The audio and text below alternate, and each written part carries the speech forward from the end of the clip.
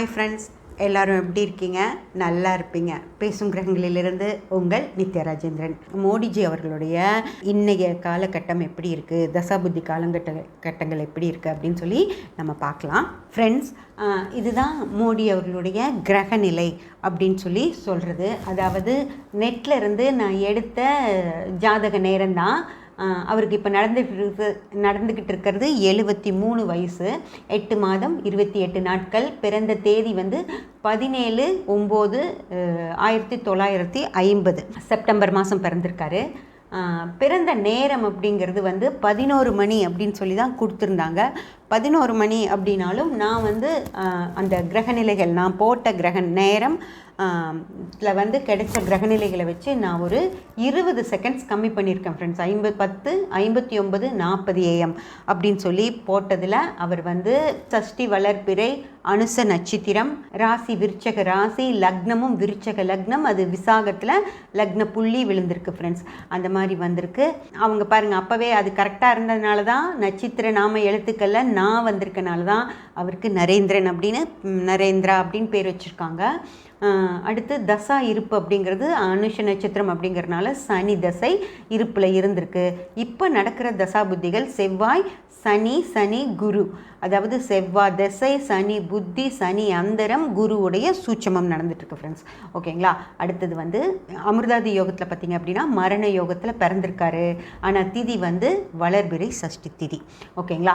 இதெல்லாமே சிறப்பாக தான் இருக்குது. அதுக்கப்புறம் நம்ம இந்த கிரக பல வரைபடம் அப்படின்னு சொல்லி பார்த்தோம் அப்படின்னா இதில் வந்து அகம்புறம் ரெண்டையுமே காட்டுற வரைபடம் அப்படிங்கிறது வந்து இதுதான். ஓகேங்களா? இதில் பார்த்தீங்க அப்படின்னா அக வாழ்க்கைக்கு கிரகங்கள் பெரிய அளவில் சப்போர்ட் பண்ணலை ஃப்ரெண்ட்ஸ். அதாவது சூரியன் 58%, சந்திரன் 40%, செவ்வாய் 71%, புதன் 34%, குரு வந்து 35%, சுக்கிரன் 56%, சனி 39%, ராகு 45%, கேது 40% அப்படின்னு சொல்லி அக வாழ்க்கைக்கு கிரகங்கள் மிகப்பெரிய சப்போர்ட் கொடுக்கல. ஆனால் புற வாழ்க்கைக்கு பார்த்திங்க அப்படின்னா சூரியன் 100% அவருக்கு சப்போர்ட் பண்ணியிருக்கு ஃப்ரெண்ட்ஸ். அப்போது சூரியன் 100% சப்போர்ட் பண்ணுது அப்படின்னா அவர் வந்து அரசியலில் ஈடுபட்டு இந்த முதன்மையான இடத்துல இருக்கிறது அப்படிங்கிறது அந்த சூரியனால் தான். சூரியன் 100% அவருக்கு சப்போர்ட் பண்ணியிருக்கு. சந்திரன் 66% சப்போர்ட் பண்ணியிருக்கு. செவ்வாய் 76% சப்போர்ட் பண்ணியிருக்கு. புதன் 80% சப்போர்ட் பண்ணியிருக்கு. குரு வந்து 33% சப்போர்ட் பண்ணியிருக்கு. சுக்கிரன் 77%, சனி 80%, ராகு 55%, கேது 58% அப்படின்னு சொல்லி புற வாழ்க்கைக்கு தான் அவருக்கு கிரகங்கள் ரொம்ப சப்போர்ட் பண்ணியிருக்கு ஃப்ரெண்ட்ஸ். அக வாழ்க்கையை விட புற வாழ்க்கை அவருக்கு நல்லா இருக்கும் அப்படின்னு சொல்லி சப்போர்ட் பண்ணியிருக்கு. இப்போ இந்த இதில் பார்த்தீங்க அப்படின்னா கிரக நிலைகள் அவருக்கு வெற்றிகளுக்கான சதவீதம் ஜாஸ்தி கொடுக்குது. ஓகேங்களா? இதுவே பாவ நிலைகளில் பார்த்தோம் அப்படின்னா பாவ நிலைகள் அப்படின்னு சொல்லி பார்க்கும்போது செவ்வாய் லக்னபாவத்துக்கு வந்து மிக சிறப்பாக புறபாவத்திற்கு தான் 76% சப்போர்ட் பண்ணியிருக்கு ஃப்ரெண்ட்ஸ். அதே போல் 4ஆம் பாவத்துக்கு சூரியன் வந்து 4ஆம் பாவத்தை மிக சிறப்பாக சப்போர்ட் பண்ணியிருக்கு. அதுக்கப்புறம் பார்த்திங்கனாலும் நிறைய பாவங்கள் அவருக்கு வந்து பொருளாதார ரீதியாக தான் சப்போர்ட் பண்ணியிருக்கு. அதாவது பொருளாதார ரீதி அப்படின்னா ஃபினான்ஷியல் மட்டும் எடுத்துக்க முடியாது. இந்த வெற்றிகள் அப்படிங்கிற விஷயத்துலேயும் பொருளாதாரம் அந்த 2, 4, 6, 10 அப்படின்னு வந்தால் தான் வெற்றிகளை குவிக்க முடியும். அப்படிங்கிறது இந்த பொருளாதார ரீதியாக தான் பல பாவங்கள் சப்போர்ட் பண்ணியிருக்கு. ஆனால் அந்த பொருளாதார ரீதியாக வர்ற பாவங்கள் வெறும் 2, 4, 6, 10 அப்படின்னு வச்சுட்டு இருந்துருந்துச்சு அப்படின்னா அது மிகப்பெரிய ஒரு வெற்றியை அவருக்கு கொடுத்துருக்கோம். ஆனால் அவருக்கு என்ன மாதிரி பாவங்கள் வச்சுருக்கு அப்படின்னு சொல்லி பாருங்கள். இதில் பார்த்தீங்கன்னா இது வந்து நான் உங்களுக்கு ஃபுல்லாக இதில் போடுறேன். ஆனால் இப்போது இந்த பாவங்களில் பாருங்கள், லக்னபாவம் மட்டும்தான் 1, 10 வச்சுருக்கு ஃப்ரெண்ட்ஸ். அதுக்கப்புறம் பார்த்தீங்கன்னா 2ஆம் பாவத்தில் 8, 3ஆம் பாவத்தில் 12, 4ஆம் பாவம் 4, 6, 5ஆம் பாவம் 8, 6ஆம் பாவத்தில் ஒரு 12, 7ஆம் பாவத்தில் ஒரு 12, 8ஆம் பாவம் 4, 6, 8, 9ஆம் பாவத்தில் ஒரு 12, 10ஆம் பாவம் மிக சிறப்பாக இருக்குது ஃப்ரெண்ட்ஸ். அடுத்து 11ஆம் பாவத்தில் ஒரு 8, 12ஆம் பாவத்துலேயும் ஒரு 12 அப்படின்னு சொல்லி அவருடைய ஜாதகமே பார்த்திங்கன்னா ஒரு நல்ல அவர் ஆசைப்படுறதும் புகழுக்கும் பதவிக்கும். அந்த 10ஆம் பாவம் அப்படிங்கிறது அவருக்கு புகழையும் பதவியும் கொடுத்துரும். ஆனால் மிச்ச இருக்க பாவங்கள் மூலமாக அவர் சிரமங்களை தான் சந்திக்கணும் அப்படின்னு இருக்குது. அதாவது அவர் ஆசைப்பட்டது கிடைக்கும், அதில் பிரச்சனையே இல்லை. அவர் ஆசைப்படுற எல்லா விஷயங்களுமே அவருக்கு கிடைச்சிரும். ஆனால் அந்த கிடைச்ச விஷயங்கள் அவருக்கு நல்லதை செய்யுமா அப்படின்னு சொல்லி பார்த்தீங்க அப்படின்னா அந்த கிடைச்ச விஷயங்களாலே அவர் சிரமப்படணும் அப்படின்னு சொல்லி தான் இருக்குது ஃப்ரெண்ட்ஸ். இந்த பாவங்களும் அது மாதிரி தான் இருக்குது.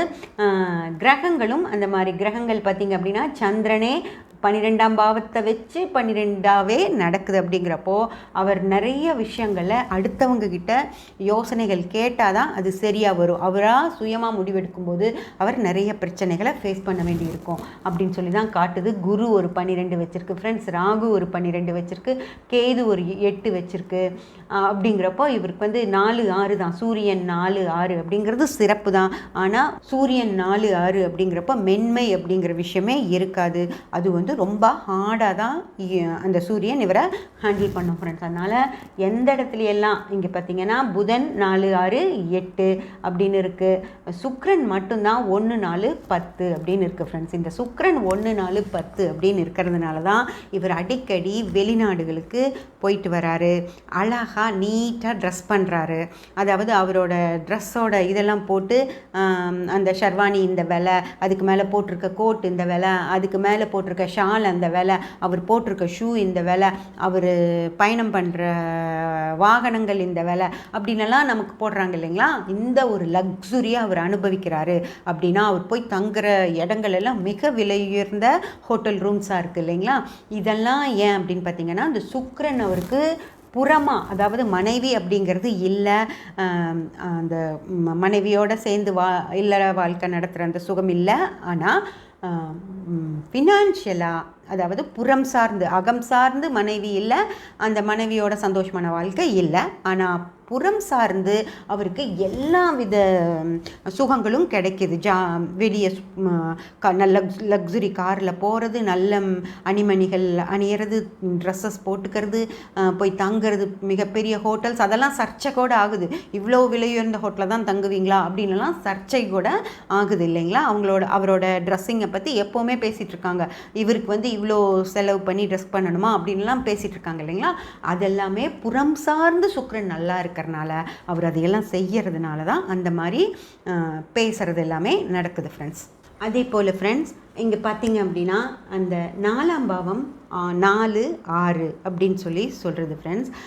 அந்த 4ஆம் பாவத்துக்கு சூரியன் வர்றது அப்படிங்கிறப்போ அந்த ஒரு வந்து தன்னை வந்து ஒரு ராஜா மாதிரி அவர் நினச்சிட்ருக்காரு. அதாவது இந்தியா அப்படிங்கிற அந்த நாட்டை ஆளக்கூடிய ஒரு ராஜா தான் அப்படிங்கிற ஒரு எண்ணத்தோடு தான் அவர் அதை செஞ்சிட்ருக்காரு. அதனால தான் அவர் அவ்வளோ நல்ல ஒரு ட்ரெஸ்ஸிங், இந்த 4ஆம் பாவத்துக்கு சூரியனே வந்து தான் அவரை வந்து அவ்வளவு சிறப்பாக ஒரு ட்ரெஸ் நீட்டாக, எந்த இடத்துலையும் ஒரு கசகசன்னு இல்லாமல் அவ்வளோ நீட்டாக ட்ரெஸ் பண்ணி ஒரு மாதிரி ஜம்முன்னு வருவார் பார்த்தீங்களா. அதெல்லாம் வந்து அந்த அந்த 4ஆம் பாவம் இப்படி 4 6 அப்படின்னு சொல்லி நல்லா இருக்கிறதுனால தான் அவர் அவ்வளோ கிராண்டாக வராரு. அது ஒரே மாதிரியான ட்ரெஸ்ஸிங் ஸ்டைல் தான். ஒரு நாளைக்கு வந்து ஒரு சாதா ஜிப்பாக போட்டுட்ருக்கிறதோ, இல்லை ஒரு நாளைக்கு வேறு மாதிரி தன்னை வெளிப்படுத்திக்கிறதோ அப்படியெல்லாம் இல்லாமல் எப்போவுமே ஒரே மாதிரி ஒரு ரிச்சாக நீட்டாக அப்படி தான் அவர் தன்னை வெளிப்படுத்திக்குவார் ஃப்ரெண்ட்ஸ். அதுக்கு காரணம் சூரியன் 4ஆம் பாவாதிபதியாக வர்றதுனால தான் அவருக்கு அவ்வளோ ஒரு ரிச்னஸ் அவர் மைண்டில் இருக்குது. அதே போல் பார்த்திங்க அப்படின்னா புறம் சார்ந்து அவருக்கு எந்த பிரச்சனையும் குரு கொடுக்கல. அதாவது வசதி வாய்ப்புகள் அப்படிங்கிற விஷயத்த குரு அள்ளி கொடுத்துருக்காரு. ஆனால் அதே குரு 12ஆம் பாவத்தை வச்சு அகம் சார்ந்த வகையில் கடவுள் அப்படிங்கிற விஷயம் அவருக்கு கை கொடுக்காது அப்படின்னு சொல்லி வச்சுருக்காரு ஃப்ரெண்ட்ஸ். இப்போது இவ்வளவு கஷ்டப்பட்டு அவர் அந்த ராமர் கோயில் கட்டினார். ஆனால் அந்த ராமர் கோயில் கட்டின இடத்துலையே அவருக்கு சிறப்பான ஒரு மகிழ்ச்சிகரமாக அவர் ஜெயிச்சிட்டாரு அப்படிங்கிற செய்தி வரல. அதை சுற்றியே அவருடைய கட்சி வாக்குகளை இழந்து எதிர்க்கட்சிகள் ஜெயிக்கிற மாதிரி ஆயிடுச்சு இல்லைங்களா. அதாவது கோயில் கட்டின அந்த கோயிலே அவர் ஒரு நம்பிக்கையோடு தான் கட்டினார். அதை தான் மக்கள் விரும்புவாங்க அப்படின்னு நினச்சி. ஆனால் அந்த இடத்துலையே வந்து அவர் ஜெயிக்கலை அப்படிங்கிறப்போ அவருக்கு அந்த கடவுள் அப்படிங்கிறது கை கொடுக்கல அப்படிங்கிறது ஜாதகத்திலேயே இருக்குது ஃப்ரெண்ட்ஸ். ஓகேங்களா. அதே போல் 9ஆம் பாவத்திற்கு ராகு ஃப்ரெண்ட்ஸ்.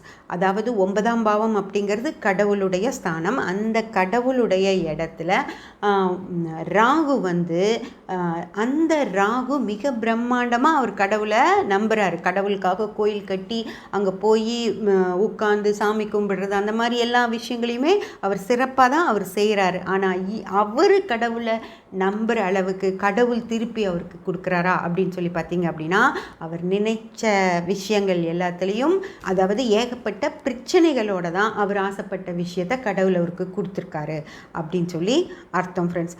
அப்படி என்ன பிரச்சனைகள் அப்படின்னு சொல்லி பார்த்தீங்க அப்படின்னா, இதை தான்